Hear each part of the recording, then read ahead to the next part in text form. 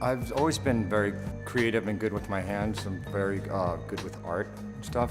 But believe it or not, when I started to do hair, I was working in commodities. I was working on the exchange, the floor of the commodities exchange. I was a ring clerk doing hand signals for crude oil and gasoline. So I thought I was going to go into finance, and then I dated a girl that was a hairstylist, and then I used to help her curl the back of her hair. It was the 80s. And then that was it. It changed me. After that, I dropped out of college, went to beauty school, and ended up here.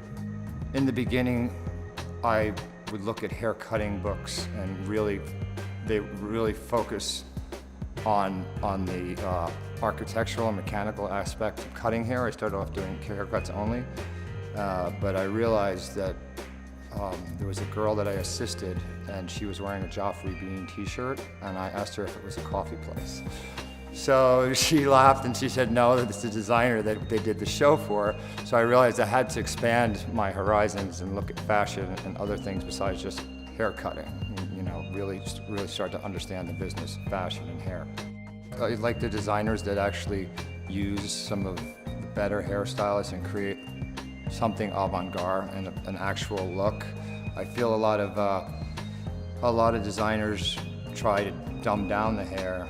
It's like simple ponytails and chignons, and I like when someone takes a chance.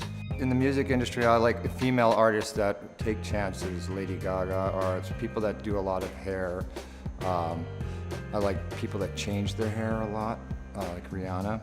The reason why I tend to try different innovative techniques or use different tools to get different textures or looks, quite simply, is because I've been in the game a long time. So I'm always looking for something different or something new. What's the next something I could use?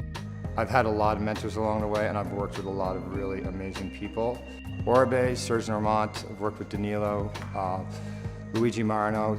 I did a show with, I saw a W cover he did with Anne Hathaway, and I immediately found out who his agency was and went there and said, I want to assist him. I'll hand him bobby pins. And by then I'd already been doing hair almost 20 years.